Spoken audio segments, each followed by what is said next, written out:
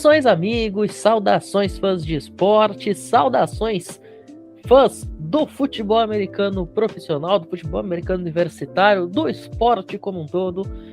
Hoje, sexta-feira, 15 de abril, feriado, estamos chegando hoje para continuar nossa série sobre jogadores que vão estar aí no draft da NFL.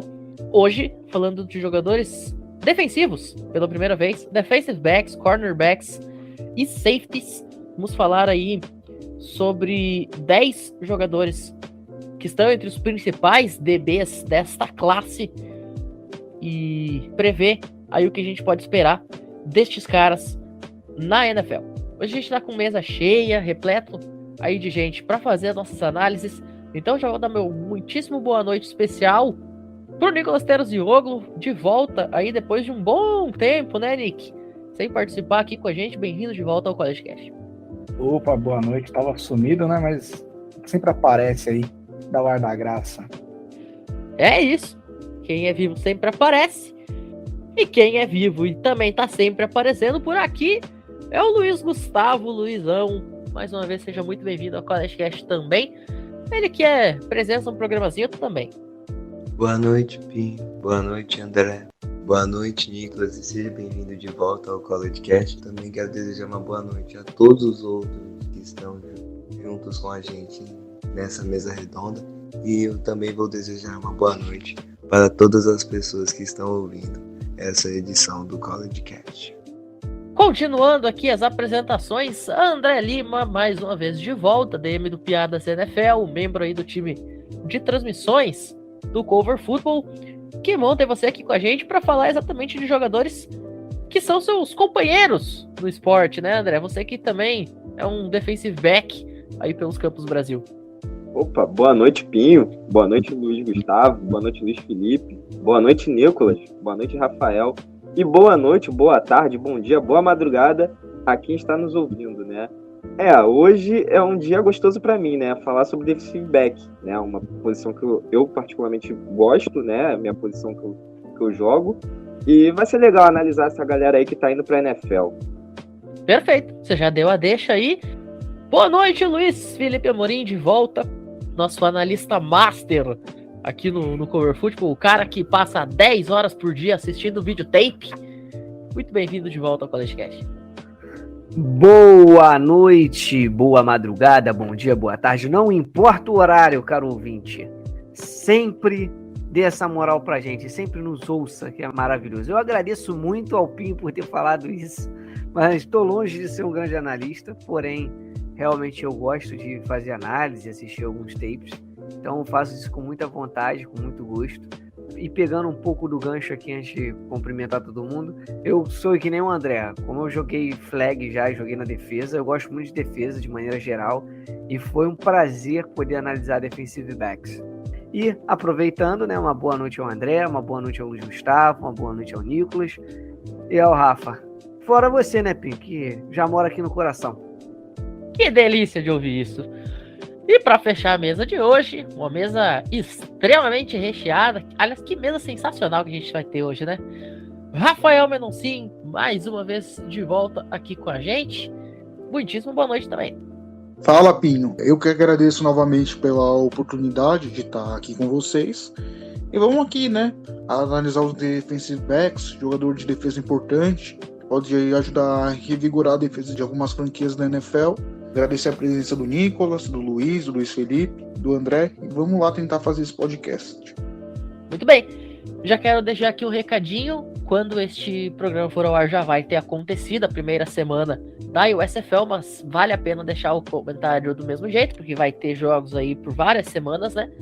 Fiquem de olho aí no Cover Football, na cobertura total e exclusiva da USFL, o único canal de mídia aí do Brasil que vai fazer transmissões, vai fazer análise em tempo real e ao vivo da United States Football League, aqui com... Inclusive todos os membros da mesa de hoje estarão participando neste projeto, então fiquem de olho aí também. E agora, sem mais delongas, vamos começar a falar de prospecto. Para deixar registrado, a Fight Song que abriu o programa de hoje foi Fight On State, lá da Penn State. E para começar, a gente abre falando sobre o melhor prospecto de safety dessa classe, antes de a gente começar a falar sobre os corners. E eu vou dar aqui o privilégio pro Rafa Menoncini para falar do Kyle Hamilton. E, ô Rafa, vai com calma aí, porque o Nicholas é um cara meio ciumento com o jogador do time dele, viu? Então, né, é meio estranho um torcedor de USC Trojans falar de um jogador de Notre Dame, dado toda a rivalidade histórica que nós temos. Vamos falar do Kyle Hamilton, que é um dos caras mais cotados nessa classe de draft. Ele é um safety vindo de Notre Dame, ele é da classe júnior. Ele é um jogador com, apesar de ser júnior, com muita experiência, digamos assim. Ele tem como uma das principais vantagens, ele tem uma massa muscular muito grande, é um jogador forte, é um cara com preparo físico excepcional, é um cara que dificilmente você vai ver ele se lesionando por pancadas ou por algum motivo mais, digamos que, fraco. Ele é um cara muito versátil para jogar em safety, ele consegue jogar em qualquer alinhamento, em qualquer posição um pouco mais diferente que o treinador ou coordenador defensivo desejar. Ele também foi bem elogiado dentro de Notre Dame pelo seu espírito competitivo. Ele é um cara muito focado, é um cara inteligente, tem uma visão de jogo interessante, consegue obliterar os recebedores. Ele é um grande marcador, ele consegue cobrir alguns tight ends, por exemplo. Se alguém precisa fazer pressão, mas ao mesmo tempo atrás de alguém que consiga segurar um tight end, por exemplo, o Kyle Hamilton é uma excelente opção. Ele foi um dos melhores caras em tackle em 2021, ele raramente perdeu um tackle. Ele tem uma habilidade muito rápida de se recuperar, um cara muito físico. Apesar de todos esses pontos, ele tem pontos negativos. Por exemplo, ele, apesar do peso dele, pode acabar sendo um jogador lento, dependendo da situação. E aí ele pode ter algumas dificuldades em passes curtos. Tipo, ele é muito bom em profundidade e tudo, mas quando é um passe um pouco mais curto, ele pode acabar sofrendo um pouco. Mas para mim são detalhes que podem ser resolvidos tranquilamente. É um jogador que, claro, como todo jogador de college, precisa ser lapidado, mas chegar na NFL em pouco tempo ele deve se acostumar e deve com certeza ajudar alguma defesa que seja necessitada de um safety. Muito bem, agora vamos passar a palavra pro cara que é acostumado a assistir o Kyle Hamilton, né, Nicholas? Torcedor lá do Notre Dame Fighting Irish. O que você tem para falar do menino de ouro? Começar dizendo que rivalidade só para USC Trojans, né? Porque pra gente é freguesia, os caras não ganham nenhuma. Kyle Hamilton, cara, é um protótipo, é um jogador protótipo. O cara que você olha e fala, eu quero esse cara no meu time, porque você sabe que ele é um cara que vai bater forte, né? Ele é um safety, que ele te passa realmente a segurança, e se chegar, ele tá lá para parar a jogada. Só queria acrescentar que a leitura dele do jogo é quase que perfeito, né? Ele tem uma ótima leitura, tanto parando corrida quanto parando passes, né? Contra passes. O Kyle Hamilton, que de acordo com o analista Kyle Krabs, é comparável a Derwin James, que foi draftado em 2018 pelo Los Angeles Chargers. Não sei até que ponto eu vou concordar com isso, mas tá feito o adendo aí. Vamos passando então para o próximo jogador, já que hoje o nosso tempo é curtinho para falar de 10 jogadores. Vamos falar aqui sobre o Daxton Hill, jogador lá da Michigan Wolverines. Luiz Felipe Amorim, fala pra gente aí o que você conseguiu analisar desse jogador, que foi um pilar da defesa lá dos Wolverines nessa campanha espetacular, que levou o time até a semifinal nacional, junto aí com o David Ojabo e com o Aaron Hutchinson. Então, Pinho, eu pude observar alguns pontos positivos e negativos dele. Eu achei ele muito interessante. Ele é um jogador muito rápido, fluido. Ele tem uma habilidade na cobertura muito boa. Ele é bastante, como eu falei, atlético, né? Veloz, consegue marcar muito bem mano a mano com o wide receiver por causa da velocidade dele. Principalmente quando vem a marcação no mano a mano, no níquel, ele consegue cobrir os espaços através de como ele é explosivo para correr no backpedal. Ele consegue encontrar também pequenos ângulos para poder impedir essa recepção. Só que tem alguns pontos negativos também, né? Como o Rafa já tinha falado anteriormente, a gente fala, sempre vão ter alguns pontos negativos, porque o jogador tem que ser lapidado, né? À toa que ele está saindo do college para a NFL. Apesar dele ser muito bom na marcação mano a mano, ele tem alguns problemas, né? Ele não tem uma grande eficiência, por exemplo, em open field. Então, tipo assim, com bastante espaço, o wide receiver consegue ter uma vantagem sobre ele. E como ele é muito baixo, ele também faz muita leitura na parte de slot. Então ele consegue ir para cima do tight end também. Só que ele perde esse duelo. Por quê? Por causa do tamanho dele. Então fica muito mais fácil dele acabar não conseguindo taclear, parar o tight end. E nisso o pessoal analisa, acaba observando muito que ele perde muitos tackles. Mas de maneira geral é um grande DB, principalmente níquel. Eu vejo ele muito mais como níquel do que a gente colocando ali seria um strong safety, né? Porque ele é baixo. Ele é 6'1", se eu não me engano. Bom defensive back para um time que está precisando de níquel. O meu, inclusive, está precisando, né? De acordo com o The Draft Network, a comparação de prospecto que eles estão fazendo é com o Devin McCurry, lá do New England Patriots. André, você que é o nosso especialista em defensive back, queria que você falasse um pouquinho aí sobre o Daxton Hill. E também, se você quiser incluir essa comparação, já que New England Patriots é um time que você tem que acompanhar 2 vezes por ano quando joga com o seu Jets, fica à vontade. O Daxton Hill, como o Luiz falou, né? Ele é muito mais níquel do que um safety que alinha tanto como free quanto strong, né? Ele tem uma boa leitura ali para a parte central do campo, mas no fundo ele não parece ser tão seguro nas suas zonas cobertas, né? Como o Luiz também falou, em tackle ele não é tão seguro, só quando o tackle é certeiro, né? O tackle on field ele não é tão bom. E um ponto interessante é que ele também foi utilizado bastante em blitz. Tem times que estão precisando de jogadores para blitz, realmente, como o próprio Seattle Seahawks. É um time que gosta bastante de um corner blitz, de um safety blitz, no tanto que eles têm até o Jamal Adams para isso, né? Então, é um jogador que a gente pode ficar de olho aí para umas defesas mais híbridas também. Pegando esse gancho que o André falou, eu acho que ele também realmente, quando ele dá um tackle certeiro, ele vai de maneira excelente, principalmente contra running backs. Mas também depende do running back. Se pegar um Christian McCaffrey, vai dar ruim para ele. Mas dependendo do running back, eu acho que ele consegue ser bem efetivo. A leitura dele de meio de campo é muito boa. O fundo dele, ele deixa a desejar na noção de marcação. Quando ele realmente está num man-to-man, acompanhando o wide receiver, ele só perde uma coisa no meu ponto de vista: tamanho. Porque se ele pega um wide receiver maior, né, mais alto, mais forte, mas que consiga fazer recepções mais plásticas até, ele vai se dar muito bem em cima dele. E, consequentemente, como ele é menor e mais fraco, ele acaba até perdendo o tackle. Só que o contraponto é o seguinte: se ele acompanhar o cara bem no man-to-man, ele consegue impedir a recepção. Ele que aparece como 6-0 ou 6-1 nos reports, né? Isso dá aí uma faixa de 1,78, 1,80, é um jogador baixo para defensive back, mas enfim, vamos ver como é que ele se comporta. Nicolas, último comentário?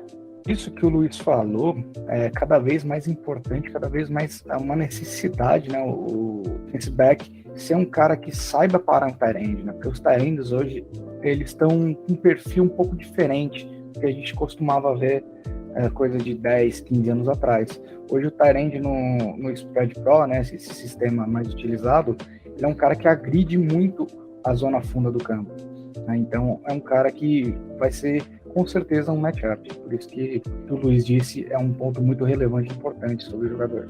Perfeito, vamos passar pra frente então, vamos falar do Jaquan Brisker de Penn State. A fight song de hoje foi em homenagem a ele, né? A gente abriu com Fire on State, lá da Penn State Nittany Lions. Luiz Gustavo, fala pra gente sobre o Jaquan Brisker. Então, Pinho, sobre o Jaquan Brisker, eu fiz uma análise sobre ele e eu gostei bastante dele como um prospecto, porque eu considero ele um prospecto de safety completo e que nem eu tinha falado antes, né? Se não tivesse o Kyle Hamilton nessa classe de safety, que é um prospecto de outro nível, né, comparado com os jogadores dessa classe, eu acho que o pessoal iria falar um pouco mais do Jaquan Brisker, porque durante a última temporada que o Penn State teve, que foi muito boa, eles começaram a temporada no top 4 do país, aí caíram um pouco mais, terminaram a temporada bem. Um dos principais pontos positivos da equipe foi a secundária. Então, ele é um jogador para a gente ficar de olho, porque se for bem lapidado, o Jaquan Brisker pode se destacar bastante, né? Então, a gente tem que ressaltar também que o Luiz Gustavo acabou não ressaltando algumas coisas negativas. Apesar da característica física dele para jogar numa cobertura, né, num coverman, ele tem um trabalho de pés um pouco mais desajeitado quando ele vai tentar se espelhar com o wide receiver. Ele acaba, vou resumir para a galera. Num backpedal, ele é um pouco desajeitado. para chegar junto do wide receiver. Ele tem esse problema numa marcação man-to-man. Mas ele é um jogador bastante interessante. Ele é o melhor defensor livre da classe depois do Kyle Hamilton. E ele é muito físico. Eu gostei bastante dele. E como você falou, né? Ele é um líder em Penn State. De acordo com o Kyle Krabs, lá do Draft Network, ele tá colocando a comparação do Jaquan Brisker com o Malcolm Jenkins, lá do New Orleans Saints. André, faz o seu comentário e já fala o que você achou dessa comparação também. Então, ele demora um pouco a tomar as decisões, né? Ele é um cara que, assim, a jogada acontece e ele só espera realmente ter a certeza do que ele tá vendo sobre o jogo, né? Fazendo a sua leitura para ele tomar a decisão. Em alguns momentos, ele, inclusive, espera o recebedor ter a sua recepção para garantir o tackle, né? Ao invés de poder ir em cima já e defletar ou disputar essa bola. E isso também equivale para a corrida. Ele espera um pouco o running back ganhar sua lateral para ele poder alinhar e dar o tackle, né? Principalmente porque parece que ele está querendo achar a angulação de tackle. Outra coisa também é que ele foca muito na leitura em relação ao QB e não aos recebedores também. É importante ressaltar, um safety ele tem que ler o quarterback, mas ele também precisa observar qual recebedor que está indo para o fundo para ele também acompanhar e ajudar nessa cobertura. E ele basicamente para e fica esperando a leitura do quarterback em relação aos recebedores, né? Sobre a comparação, eu acho que forçou um pouco, tá? Tô contigo. Achei que forçou e eu vou além. Eu achei que forçou foi bastante, não foi nem pouco, não. Bom, pra gente fechar, então, esse assunto de safeties e poder passar pros cornerbacks, Lewis Cine, lá da Georgia Bulldogs. Rafael Menoncin, fala pra gente o que você conseguiu avaliar desse jogador. Então, Pinho, vamos falar sobre o Lewis Cine. Ele, assim como o Kyle Hamilton, é um júnior. Ele foi um jogador importante na defesa campeã nacional da Georgia Bulldogs. Foi um dos jogadores que foram chaves para o título nacional. E ele é considerado um dos pilares dessa defesa. Ele é um jogador agressivo, que acaba proporcionando algumas colisões meio pesadas com os outros jogadores. É um jogador, que nem eu falei, forte, agressivo. Ele tem um estilo mais bruto, assim, de se jogar. Ele tem como suas principais características que ele tem um calibre muito parecido com os jogadores da NFL. O time que selecionar ele vai pegar um cara que não diria que está pronto, mas é um cara que está 85% pronto para entrar no campo e tem a responsabilidade de ser um jogador de NFL. Ele controla muito bem a parte dele mental, ele é um cara que consegue entregar mensagem simples e direta durante o jogo. Ele consegue gerar grandes momentos da defesa, é um cara muito físico também, consegue concorrer com os recebedores, tentar parar os recebedores de uma maneira muito precisa também. É um cara, que nem eu falei, um cara muito direto, é um cara agressivo, bruto, direto, que faz as coisas direto ao ponto, sem muito firula, dizemos assim. E a mentalidade dele também pode funcionar no ano de rookie dele no Special Teams. Mas um dos problemas dele, que teria que ser lapidado no NFL, é a precisão dele no cover. Ele é um cara que consegue fazer o cover, mas não tão bom para chegar na NFL já pronto. É um cara que precisaria ser lapidado nesse período. Ele precisa ganhar um pouquinho mais de massa. Apesar de ser forte, ele precisa melhorar esse quesito. Ele precisa também melhorar o trabalho de pés dele. Os pés dele às vezes estão desalinhados com os quadris dele. É um cara que é um pouco desajeitado nesse ponto. Como eu falei, é um jogador bruto, um jogador que, apesar de ter seu talento, é um jogador muito direto ao ponto. Ele precisa ter aquele algo a mais, só ter uma lapidação. É um cara interessante que pode entrar em algumas defesas. É um cara que vai precisar de um pouco de lapidação, mas se cair num bom time, com uma boa comissão técnica, é um cara que pode vir a dar certo na NFL. Perfeito. A comparação do Lewis Cine é com o Anthony Harris, que joga atualmente lá no Philadelphia Eagles e que foi draftado pelo Minnesota Vikings. Confesso que eu não conheço assim esse jogador a fundo para poder tecer um comentário. Se eu, que sou torcedor dos Packers, não conheço a fundo um jogador dos Vikings, é porque o cara não chega a ser um grande destaque, né? Vamos combinar um negócio. A comparação é porque ele é tão agressivo quanto o Anthony Harris, né? Mas foi o que o Rafael falou. Ele não é um cara que sabe muito bem marcar as suas zonas, né? Ele é muito agressivo, ele é muito explosivo, ele é muito intenso. É um cara que pode ser muito bem utilizado como strong, caso ganhe essa massa muscular que ele disse. Como free, eu acho que vai penar um pouco, né? Mas é um cara que, chegando na NFL, vai causar um impacto muito forte. Mas aí eu sou obrigado a falar um negócio, né? No momento que você fala principal qualidade dele é ser agressivo, é atacar a bola. A primeira coisa que me vem à mente é um cara que esse ano teve 250 interceptações e no mesmo jogo que interceptava, cedia 350 jardas aéreas, né?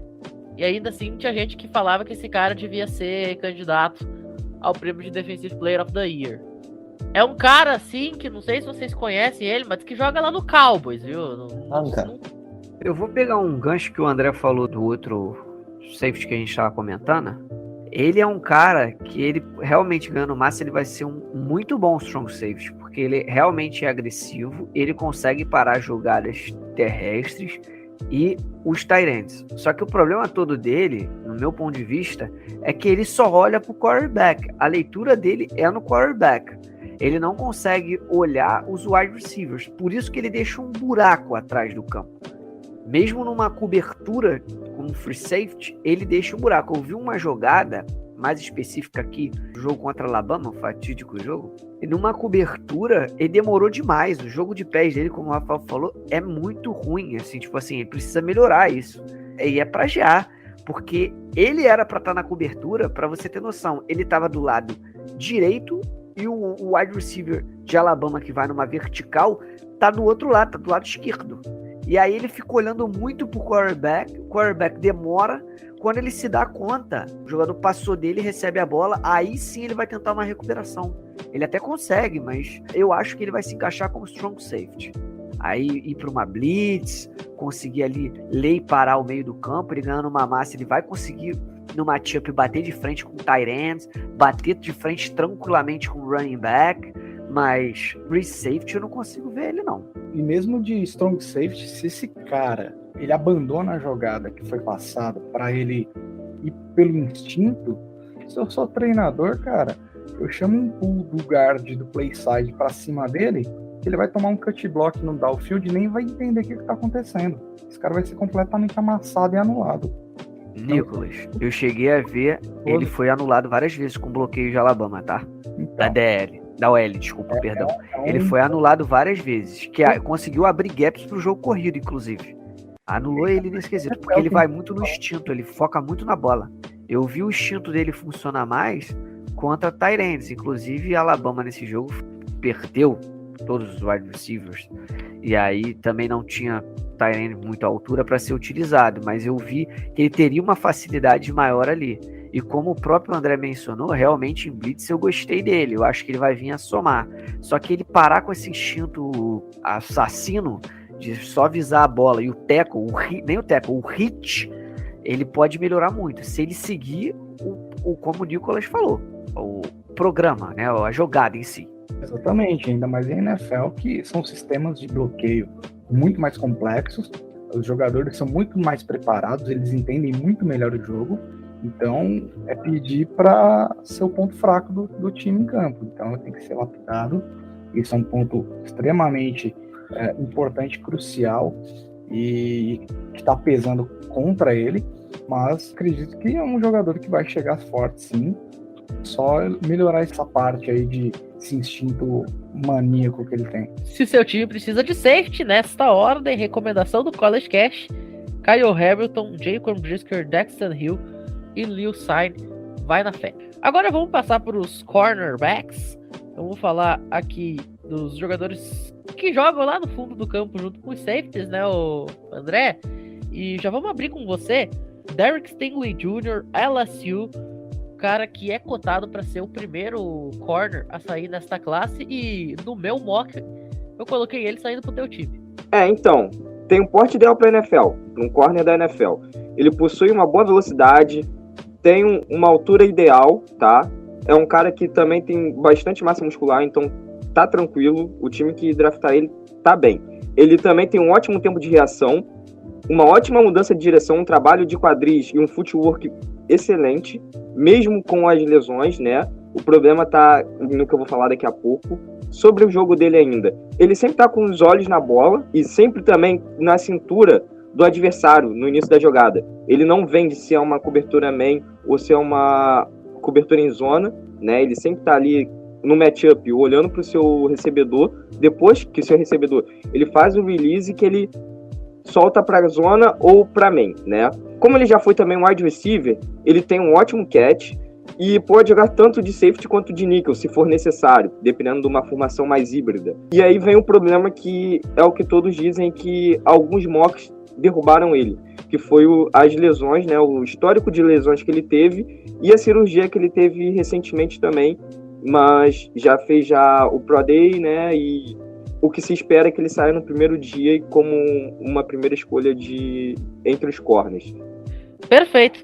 A análise aqui que eu vi do Draft Network, feita pelo Keith Sanchez, coloca ele como um jogador comparável ao Stephon Gilmore, que por sinal, hoje, data da gravação, assinou com o Indianapolis Colts, né? Um jogador que foi Defensive Player of the Year. Tá com crédito o moleque, hein? Ser comparado com o Stephon Gilmore. Concordo, estou de acordo. Ele tem um porte bem parecido do Gilmore, no tanto que, por isso que eu falei, ele pode jogar tanto de nickel quanto de safety. Ele é um cornerback que já vem preparado para a NFL, tem essa dúvida em relação ao histórico de lesões, né, e a cirurgia, mas se ele não apresentar nenhum tipo de problema, ele pode muito bem ser utilizado nessas posições híbridas também. Pelo que eu vi aqui, ele tem um pequeno probleminha, né, André? Quando ele tá jogando de níquel, ele sempre escolhe se ele vai em cima do wide receiver que ele tá marcando ou se ele fica só com um contato, né, para retardar o wide receiver, focando no QB. Eu acho que ele poderia ter essa tomada de decisão um pouquinho mais rápido, mas eu gostei do que você falou no quesito de free safety. Ele com um campo mais aberto, uma visão mais ampla, ele consegue ter uma leitura muito boa assim do campo. Não tô falando que ele é ruim em níquel, hein, gente? Pelo contrário, muito bom. O footwork dele realmente é refinado. Só que eu acho que ele tem que ter uma tomada de decisão um pouco melhor. Ele foca somente em um e vai. Entendeu? Eu acho que ele poderia ser um pouco mais rápido. E eu ia falar, né, aproveitar o gancho que o André falou, e para mim, o Derek Stingley é um dos maiores pontos de interrogações desse draft. Porque saudável, ele é muito bom, como ele mostrou no Pro Day dele de LSU. Mas com todas essas questões de lesões que ele sofreu nos últimos anos, eu vi alguns mock drafts colocando ele atrás até do Sauce Gardner, que a gente vai falar dele posteriormente no podcast. É verdade. Muito bom ponto, hein? Muito bem lembrado. Tem essa disputa entre o Ahmad Gardner e o Derek Stingley Jr. pela primeira posição de corner, né, nesse draft. O Andrew Booth Jr. acabou ficando bem para trás, que era um cara que antes da temporada também se falava que podia brigar aí para ser o CB1 da classe. Mas bom ponto levantado por você, viu, Luiz? E já que você citou o Ahmad Gardner, André, já vamos passar para ele para ter esse debate também entre o Gardner e o Stingley Jr. Fala pra gente suas considerações sobre o jogador lá de Cincinnati. Por conta do histórico de lesões de Stingley, o Ahmad Sauce Gardner é o meu preferido, tá? É o meu corner número 1. E por que ele é o meu corner número 1? Ele é um cornerback muito rápido mesmo. Ele só não tem tanta massa muscular, tanto físico quanto o Stingley, né? Mas isso é algo que dá para ser substituído pela velocidade e pela angulação de tackle que ele tem. Ele é um corner que teve 40 tackles na temporada, 5 tackles for loss, 3 sacks, é muito, sabe? Para um cornerback do padrão dele, do estilo dele, é muito, né? E ele foi utilizado em blitz porque ele tem sack. Então, assim, ele sabe utilizar bem da sua velocidade e tem um ótimo trabalho de quadris, que é um ponto a seu favor, né? Outro ponto que eu gostei muito do Gardner, mais do que o Stingley, é que ele espelha muito bem os cortes de direções de seus recebedores, quando ele está em marcação homem a homem, ou numa cover 3, que é quando o recebedor ele marca o fundo, e aí ajuda o safety nessa marcação no fundo. E a defesa de Cincinnati utilizou muito da marcação homem a homem, né? Que os corners eram ele e o Kobe Bryant, que deixa uma menção honrosa também, que é um corner que eu gosto muito. Mas em relação a isso, ele sempre espelhava muito bem e anulava os seus recebedores. Ele também tem um ótimo trabalho em press, principalmente com os bumps. Por mais que ele não seja um cornerback muito forte fisicamente, ele tem um bump quase que certeiro. Não sei se isso vai ser também bom na NFL para ele, porque os wides da NFL eles são bem mais fortes e tem um release bem mais rápido, né? Mas comparado aos wides do college, ele foi muito bem. Como eu falei, ele é um ótimo tacleador. Não podemos esquecer que ele foi a primeira equipe da All-ACC, né? E também foi jogador defensivo da ACC. É importante ressaltar isso.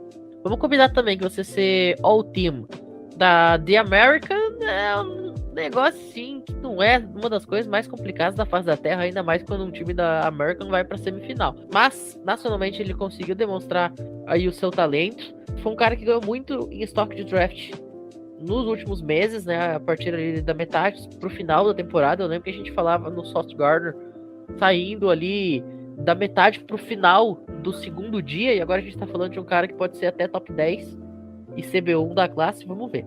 Só para constar, a comparação que está sendo feita com o Ahmad Gardner é do Dominic Rodgers-Cromartie. Acredito que boa parte de vocês aí vai lembrar, ele foi Pro Bowler em 2015, jogou lá pelo Eagles, pelos Broncos, pelos Giants, Raiders, Redskins, Arizona Cardinals, passou uns quantos times aí.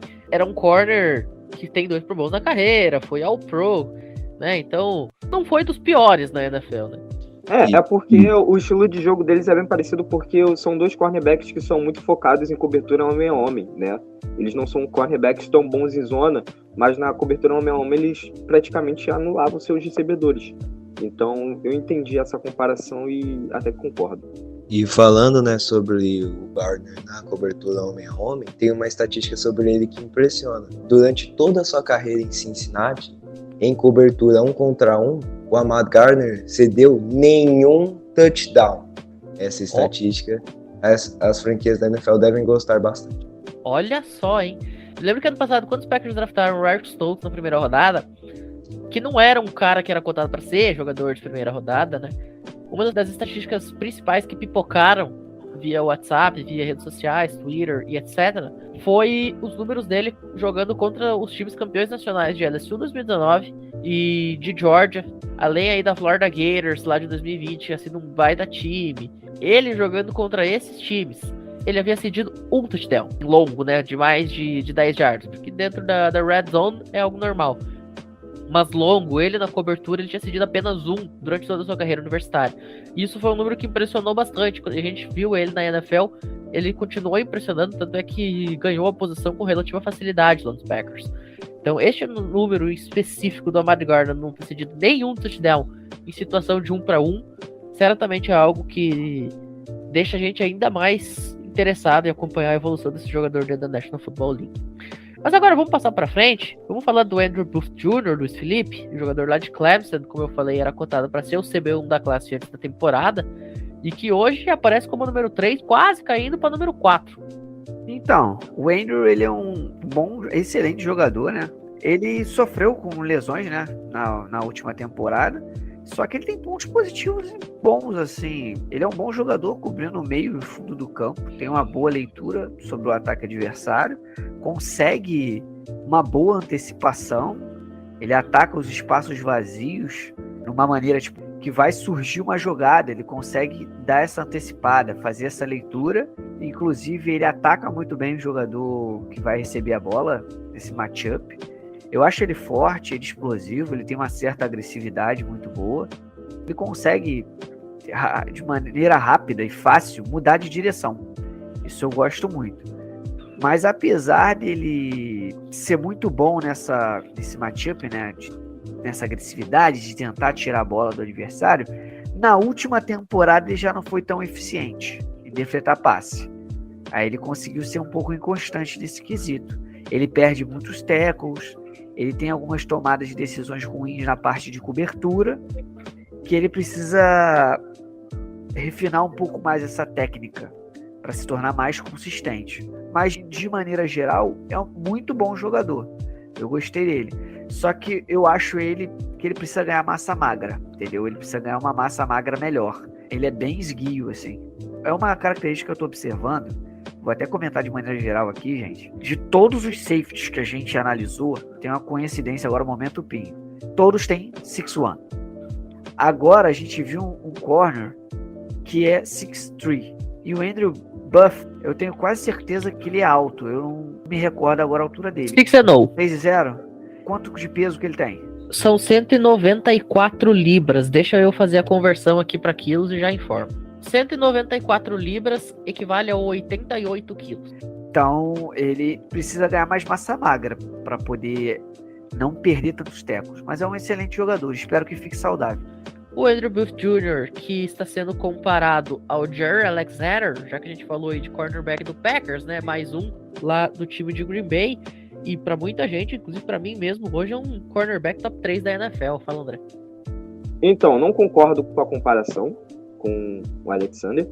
Eu acho que, assim, ele não vai chegar próximo ao Alexander, a não ser que ele seja muito lapidado pelo DB Coach. Ele tem um vício, que é uma coisa que eu não gosto muito nos DBs, né? Que ele já demonstra qual vai ser a chamada defensiva, se vai ser em cobertura ou se vai ser em man, né? Ele já, ou se for em man, ele já fica já olhando pro recebedor, né? Pra cintura do recebedor antes do snap. Se for em uma cobertura em zona, ele alinha o peito diretamente pro quarterback, espera, quando sai o snap, ele fica fazendo a leitura no quarterback. Ele não faz uma leitura no wide receiver. E aí ele tenta encurralar o wide receiver na lateral do campo, na sideline, mas se o wide receiver for mais rápido do que ele perde e vai tomar esse passe. Tá? Então é algo que eu acho que ele vai ter que consertar muito, vai ter que ter um trabalho muito forte do DB Coach que for draftar ele na NFL, e isso é perigoso. É o que o André falou, que eu estava observando aqui agora, que eu já tinha feito a análise dele, para relembrar aqui no vídeo. Ele dá muita dica se a jogada vai ser uma marcação em zona ou mano a mano. Ele se alinha muito bem os pés de frente para o wide receiver, para poder ser uma marcação mano a mano, e aí do nada ele já se afasta, já gira o corpo olhando para o quarterback, e o wide receiver vai passar, ele meio que deixa o wide receiver de lado, ele dá uma distância para o wide receiver. Então se o QB for um bom scrambler, improvisar bem a jogada, ele vai conseguir observar aquele wide receiver e fazer um passe. Ele vai tomar nas costas, né? A gente vai falar assim, ele toma um passe nas costas, uma bola nas costas. Então eu acho que ele tem que melhorar isso, ele não pode entregar a jogada assim. Eu achei que ele tem essa deficiência mesmo, e consequentemente ele perde tackles. Eu não gostei muito do bump dele, tá? Agora relembrando aqui, ele é ruim em retardar o wide receiver adversário. Ele precisa melhorar isso, precisa lapidar ele. Eu acho ele cru, a realidade é essa. Ele é um bom corner, só que ele é cru. Eu não quero que o pessoal me mate, mas parece que ele saiu do high school, né? Ele tá no primeiro ano, ele é freshman. Mais tardar só. Todo o veneno de Luiz Felipe Amorim se revelando tarde no programa de hoje. Bom, vamos seguir em frente então. Já falamos aí do Ahmad Gardner, do Derek Stingley Jr. e do Andrew Booth Jr. Vamos seguir aí no sul dos Estados Unidos e vamos falar agora do Kaiir Elam, jogador lá da Florida Gators, que também perdeu bastante estoque de draft. Era cotado para ser um jogador aí de fim de primeiro dia, começo de segundo dia, e hoje já aparece caindo até lá para metade de terceira rodada. Nicolas Terziogo, o que aconteceu com o Kaiir Elam? Bom, primeiro a gente morde, depois a gente assopra, né? O Kaiir Elam, o que a gente pode observar nele? O leverage dele é horrível. E o que é o leverage? É aquilo que o André estava falando, como o defensive back se porta diante do wide receiver, né? Como ele vai dar espaço de campo para o oponente. Que é claro, o defensor está em campo, ele vai proteger ou uma zona ou ele vai marcar diretamente o jogador, mas ele acaba cedendo sim uma região do campo. E nesse momento, como ele se posiciona antes da jogada acontecer, o que a gente chama de leverage, que ele deixa muito a desejar. O leverage dele é horroroso, tá? É horrível. Ele permite muitas jardas, assim, falam que ele permite muitas jardas no começo, mas assim, eu até entendo o que está acontecendo ali, porque em alguns esquemas a gente trabalha como coordenadores, esperar o recebedor se declarar se ele é o número 1 ou se ele é o número 2, e aí sim o jogador ele reage. Então ele acaba demorando um pouquinho em fazer essa leitura de qual que é um, qual que é o 2. Ele precisa trabalhar melhor a velocidade dele enquanto ele encontra um jogador fora do ângulo que ele está para taclear, tá? E é isso aí, outro ponto. Se ele fosse bom tacleador, ele era safe. Se ele tivesse boas mãos, ele era recebedor. como ele não tem tantas interceptações e ele não sabe taclear, ele é corner. Esse é o ponto principal. Se fosse bom numa coisa, seria uma coisa. Se fosse bom em outra coisa, seria outra coisa. Como não é bom em nada, ele simplesmente está enfiado lá no fundo do campo. Ele é corner. E ainda assim, ele toma passe vertical, tá? Esse é um problema para ele, porque ele é inconsistente marcando as rotas verticais. Isso é um grande problema. Eu brinquei com o veneno de Luiz Felipe Amorim, mas o Nicolas Terziogo A gente tá aqui para machucar, né? tá mais venenoso ainda, viu? E agora, falando um pouco dos pontos fortes, ele tem um tamanho, assim, desejável, né? 6'2". É alto pra caramba pra corner. Cornerback, essa é uma ótima altura. Ele é bem versátil, né? Ele é balanceado no que ele faz. O que ele faz bem. Agora, aquilo que ele não faz bem já é um pouco horroroso. Mas o que ele faz e faz muito bem. Esse é um grande ponto importante sobre o Kaiir. Ele é muito fluido, né? Em questão de quadril e tornozelo, como ele se posiciona e como ele vira para acompanhar o oponente dele dentro do campo. Ele tem essa movimentação assim bem fluida, o que é interessante, porque ele consegue potencializar ainda mais a explosão, a velocidade dele. Ele é um jogador que ele foi utilizado em um esquema da Florida Gators, né, com diversas coberturas. Ele é um cara que ele não trabalha só em zona, ele não trabalha só em man-to-man, ele sabe trabalhar com sistemas híbridos, enquanto a defesa está marcando zona e man-to-man ao mesmo tempo. Esse é um jogador que, assim, ele vai ser escolhido alto, né? Ele vai ser, assim, titular, acredito que em um sistema híbrido, não como corner 1 ou corner 2 de princípio, mas ele é uma grande peça aí para os times estarem escolhendo. Então, eu concordo em grau, gênero e número com o Nicolas. Assim, ele é um corner que ele não tá preparado para mim para ir para a NFL ainda. Acho que precisa de bastante coisa. Uma delas que eu não me recordo se o Nicolas falou, mas eu vou deixar aqui meu comentário é que tomada de decisão. Ele também demora a tomar suas decisões, principalmente quando ele é alinhado em níquel. Ele espera o recebedor passar e faz a leitura do QB, e aí quando ele faz essa leitura é que ele vai no recebedor onde há a leitura do quarterback, né? Quando ele está alinhado de corner mais aberto ao campo, né? Ele até consegue ter essa tomada de reação por conta do seu recebedor, né? Por conta do seu matchup. Mas mesmo assim, em algumas situações ele deixa o recebedor passar e depois disso ele toma a decisão dele. Então acho que é um ponto ainda que ele precisa melhorar e muito, porque é um outro corner que pode tomar muitas bolas nas costas na NFL por conta dessas atitudes dele. O Kaiir Elam, que está sendo comparado ao Carlton Davis, foi draftado pelo Tampa Bay Buccaneers em 2018, eu não sei nem o que dizer sobre isso. E eu queria falar uma curiosidade sobre o Kaiir Elam.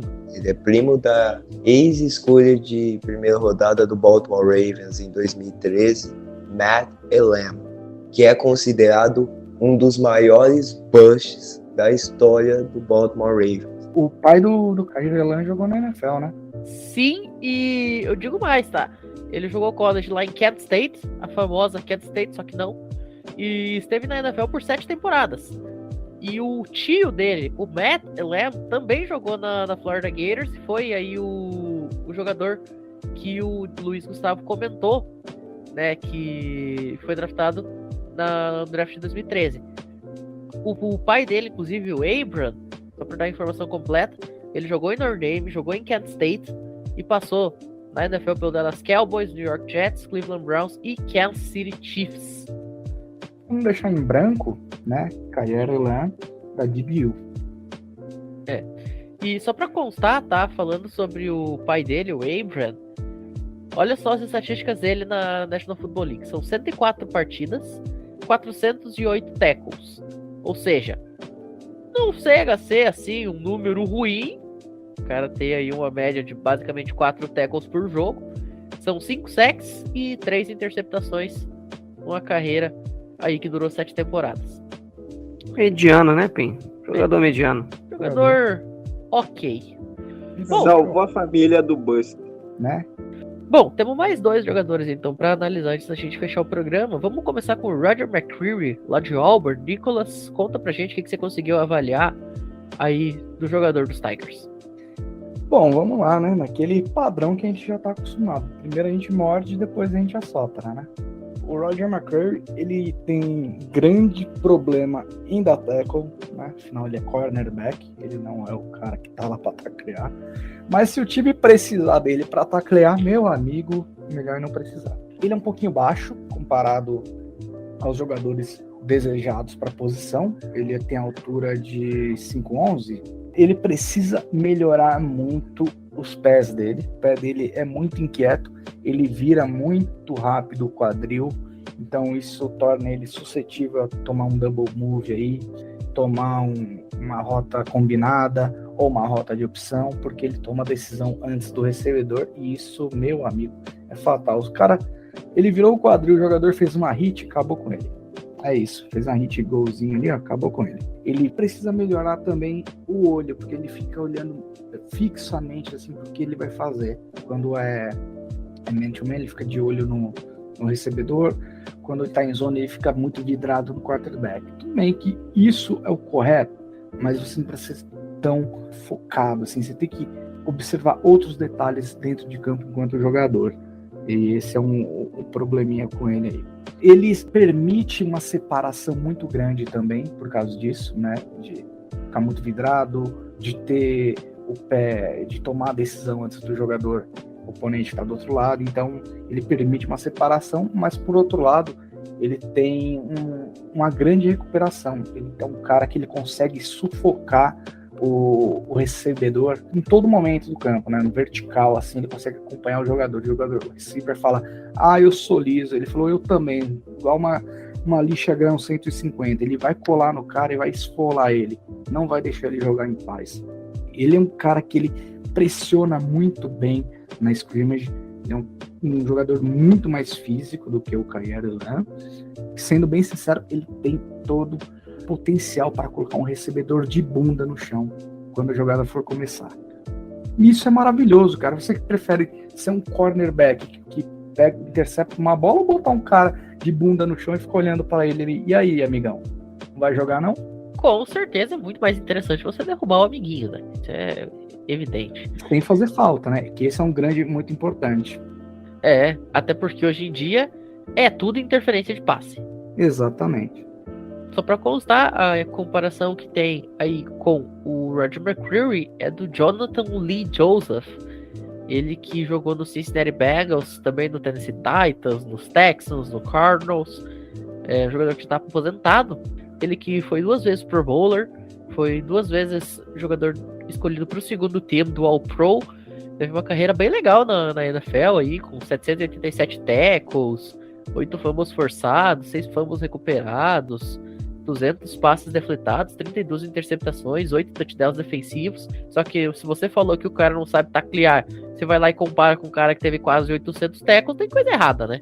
Então, o McCreary, o ponto muito forte dele é marcação individual. Em zona ele deixa um pouquinho a desejar, mas individual ele é aquele igual chulé, que vai grudar e não vai te largar mais, né? Se você deixar ele grudar. Tem aquele ponto que eu falei, que ele toma a decisão antes do recebedor. E isso é um jogo muito perigoso, né? E eu iria complementar, né? Porque ele ter se destacado em Auburn contra os outros times da SEC deve ter aumentado a projeção dele para o draft, né? Porque a gente sabe que tem um hype sobre a SEC para o draft da NFL. Eles valorizam mais a SEC do que as outras conferências, então isso deve ter ajudado na projeção do McCreary. Mas quando se trata de jogador da SEC, de defesa da SEC especialmente, né? Ainda mais esquadrão antiaéreo, como é um cornerback e um safety, é justificável, porque geralmente os melhores ataques eles são da SEC, né? LSU sempre vem forte, Florida muitas vezes monta times muito fortes no ataque aéreo, Alabama vem se fortalecendo, tendo aí quarterbacks que são muito bons, coisa que não era o normal do programa. A própria Georgia, atual campeã nacional, com um ataque formidável. Então, assim, neste caso, até que dá pra gente passar um pano aí pros caras colocar jogador da SEC acima dos demais. Acho que o único jogador da SEC que não teve esse hype nele foi o Michael Sam. E o cara foi um absurdo lá em Missouri. Mas a gente sabe por causa de preconceito. Sim. Eu tava vendo um vídeo aqui de um matchup dele. É igual o Nicolas falou mesmo, ele é um carrapato. Inclusive, o matchup dele aqui foi num jogo bem complicado pra gente, pra quem não sabe, eu sou torcedor de Alabama, contra o John Match, que a gente vai falar depois, né, no programa de wide receiver. Ele anulou, basicamente, só que ele tem realmente esse problema. Ele chega bastante atrasado, ele tem uma recuperação muito boa, mas ele dá muito espaço. Quando ele deu espaço, o Match fez um estraguinho em cima dele, mas quando ele ficou grudado ali em cima dele, ele não fez absolutamente nada, que inclusive foi boa parte do jogo, o jogo praticamente inteiro. Perfeito. Vamos passar então para o último jogador de hoje, vindo aí diretamente da Washington Huskies, Trent McDuffie e Luiz Gustavo. Fazendo a análise dele, eu gostei bastante do McDuffie, porque em uma temporada geral, né, de Washington que não foi muito boa, o Trent McDuffie foi um dos maiores pontos positivos da equipe, e jogando em uma secundária que teve um desempenho muito bom e cedeu pouquíssimas jardas aéreas na temporada, o Trent McDuffie foi o principal destaque e ele está subindo nos mock drafts. Então, ele é um jogador para a gente ficar de olho, porque ele tem potencial para se destacar na NFL. Tô vendo aqui um pouco dele, eu gostei da leitura de jogo dele, gente. Tem uma excelente leitura de jogo. Ele tem uma certa agressividade. O tackle dele que vai muito no hit, né? Muito no instinto. Eu não vejo uma técnica no tackle dele, né? Ele já vai logo nas pernas do jogador adversário para derrubar ele. Boa leitura de cobertura e até mesmo numa blitz aqui ele acabou pressionando muito bem o QB. Particularmente gostei dele, é um jogador bem interessante, versátil inclusive. Foi igual o Nicolas falou, agora a gente vai morder um pouquinho. Ele, em algumas tomadas de decisão, principalmente na red zone, ele foi um pouco ruim, tá? E eu vi numa marcação mano a mano, ele dá espaço pro wide receiver adversário. Se ele pegar um cara rápido, o cara vai deixar ele comendo poeira, entendeu? O bump dele não é muito bom, tá? Ele não consegue retardar bem o wide receiver adversário. Ele acompanha ele no começo, naquelas 5 jardas, naquele contato. Só que ele acaba abrindo um espaço que, dependendo do wide receiver, pode ser mortal. Eu gostei dele no quesito do instinto, da agressividade, marcação e cobertura como corner, mas na parte do níquel, não gostei. Achei péssimo. Precisa melhorar um pouco o jogo de quadril, tá? Ele é um pouquinho lento para isso, mesmo na marcação em zona. Ele precisa ler melhor a jogada para poder se movimentar de uma maneira mais rápida. Mas é um bom jogador. Se for bem lapidado, vai ser um bom jogador. Em cobertura. Em zona, não vejo uma projeção assim, não. Muito bem. A comparação que a gente tem aqui com o Trent McDuffie, feita pelo Draft Network, é com o Byron Murphy, lá do Arizona Cardinals. André, você que é o nosso grande crítico de comparações, quer botar um ponto nessa discussão aí? Byron Murphy, sério. Provavelmente eles estão comparando por conta do que o Luiz falou, né? É a agressividade dele, mas só isso. Em relação a jogo, falta muito arroz com feijão para chegar ao Byron Murphy. Muito mesmo. Quando eu li isso aqui, quando eu botei os olhos nessa discussão do Byron Murphy, eu sabia que o André ia pistolar. Por hoje a gente vai ficando por aqui. A gente quer agradecer aí a todo mundo que esteve presente. Nicolas, André, Luiz Felipe, Luiz Gustavo e o Rafa. A todo mundo que ouviu também, nosso muitíssimo obrigado. Logo mais aí tem programa falando sobre wide receivers. Ainda tem programa falando sobre jogador de linha ofensiva, linha defensiva, a edge. Tem muita coisa aqui no College Cast e no Cover Football nesse pré-draft que acontece aí daqui a 10 dias, basicamente, né? Falta menos de 2 semanas pro Roger Goodell subir no palco e começar a dizer escolhas e jogadores terem seus telefones tocados. Cobertura completa aqui nos canais do Cover Football, nas plataformas de mídia do Cover Football. Mais uma vez, para todo mundo que ouviu a gente, nosso muitíssimo obrigado e até a próxima. Valeu!